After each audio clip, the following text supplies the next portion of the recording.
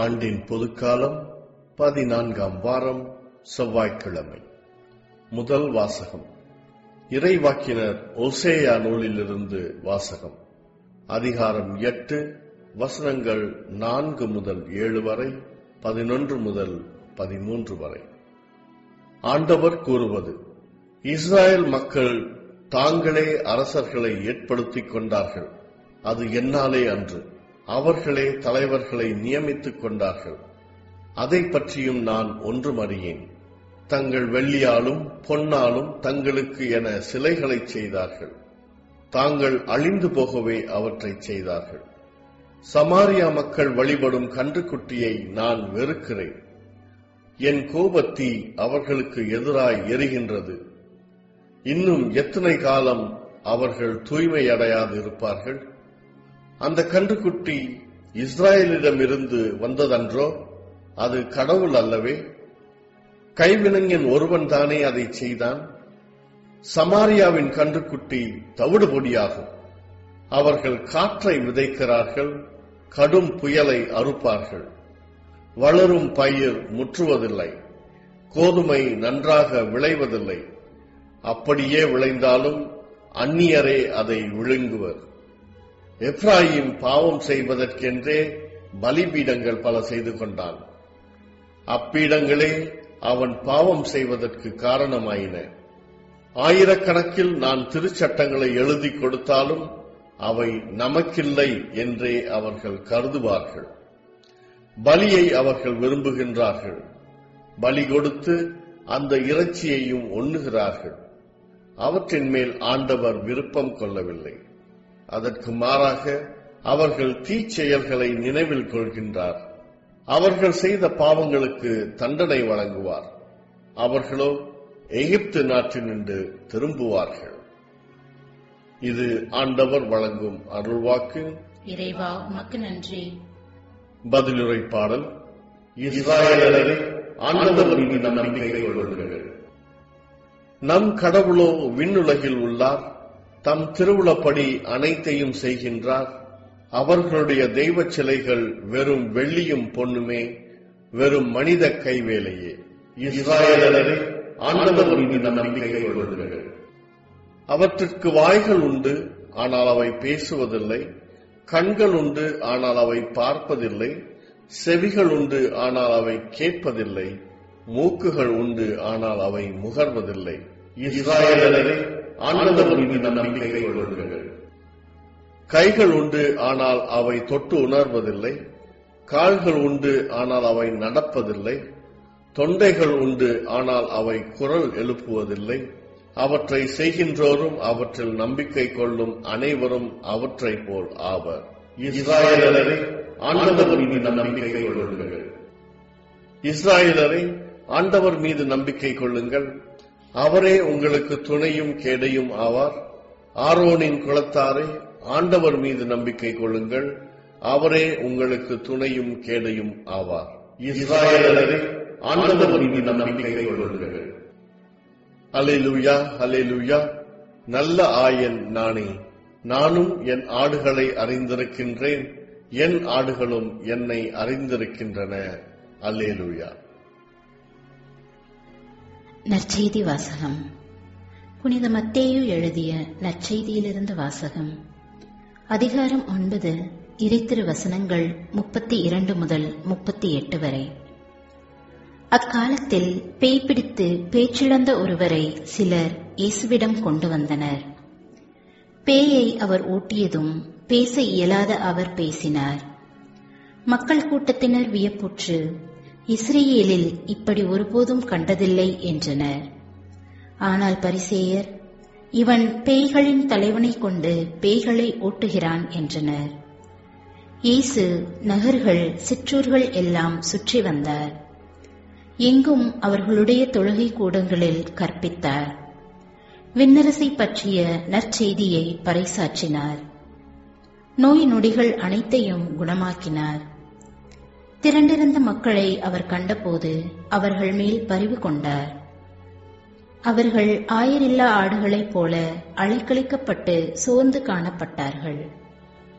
அப்பொழுது அவர் தம் சீடரை நோக்கி, அறுவடை மிகுதி, வேலையாள்களோ குறைவு. ஆகையால் தேவையான வேலையாள்களை தமது அறுவடைக்கு அனுப்பும்படி அறுவடையின் உரிமையாளரிடம் மன்றாடுங்கள் என்றார். இது கிறிஸ்து வழங்கும் வாழ்வு தரும் நற்செய்தி. கிறிஸ்துவே, உமக்கு புகழ்.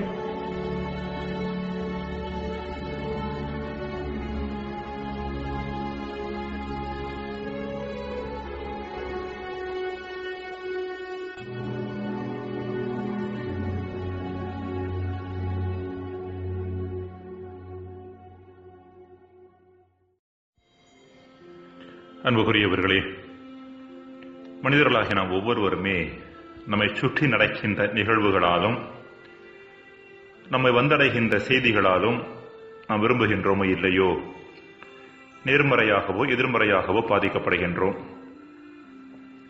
சில நிகழ்வுகளும் செய்திகளும் நமக்கு பிடித்தவையாக இருக்கின்றன. எனவே அவை நம்மை வந்தடைவதில் நமக்கு எந்த சிக்கலும் இல்லை. ஆனால் வேறு சில நிகழ்வுகளும் வெளியிலிருந்து வரும் செய்திகளும் நமக்கு பிடிக்காதவையாக இருக்கின்றன. அப்படிப்பட்ட காரியங்கள் நம்மை வந்தடைகின்ற வேளையில் நம் உள்ளம் காயப்படுகின்றது, வேதனைப்படுகிறது. இப்படிப்பட்ட நேரங்களில் நம்மில் பலர் நம்மை அறியாமலேயே கடைபிடிக்கும் ஒரு குணம் கண்டும் காணாமை அல்லது உதாசீனம். ஆங்கிலத்தில் சொல்ல வேண்டும் என்றால் இன்டிஃபரன்ஸ்.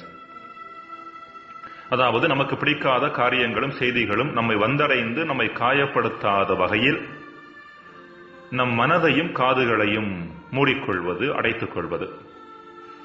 இதுவே கண்டும் காணா தன்மை என்பது. இப்படிப்பட்ட கண்டும் காணா தன்மை என்பது வரமாகவும் இருக்க முடியும் அல்லது சாபமாகவும் இருக்க முடியும் என்பதே இன்றைய வாசகங்கள் நமக்கு தரும் செய்தி. இதை கொஞ்சம் சிந்திக்கலாம். சாலமோன் அரசனுக்கு பிறகு இஸ்ரேல் அரசு வடநாடு தென்னாடு என்று இரண்டாக பிரிந்தது. யூதா மற்றும் பென்யமீன் ஆகிய இரு குலங்களை மட்டும் உள்ளடக்கிய தென்னாடு யூதா நாடு என்று அழைக்கப்பட்டது.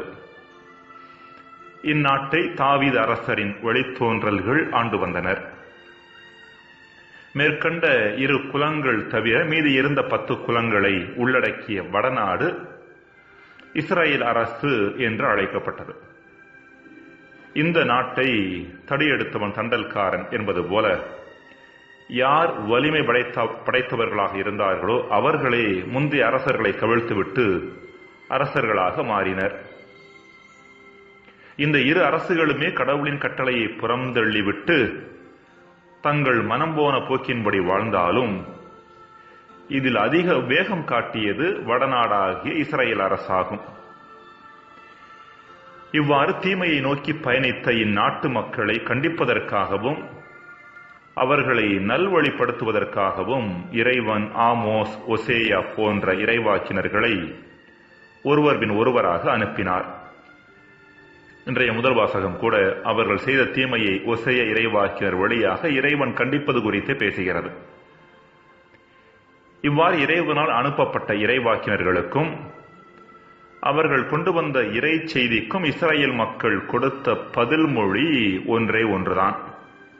உதாசீனமே அந்த பதில், கண்டும் காணா தன்மையே அந்த பதில்.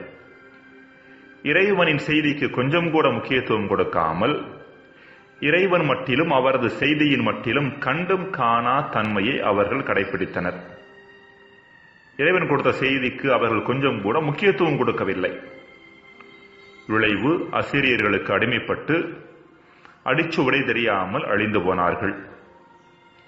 கண்டும் காணாமை சாபமாக மாறிய வரலாறு இஸ்ரேல் வரலாறு. அடுத்து இன்றைய நற்செய்திக்கு வருவோம். இறைமகன் இயேசு சென்ற இடமெல்லாம் நன்மையையே செய்து கொண்டு சென்றார். கண் தெரியாதவர்களுக்கு பார்வை கொடுத்தார், முடவரை நடக்கச் செய்தார், பேய்களை ஓட்டினார்.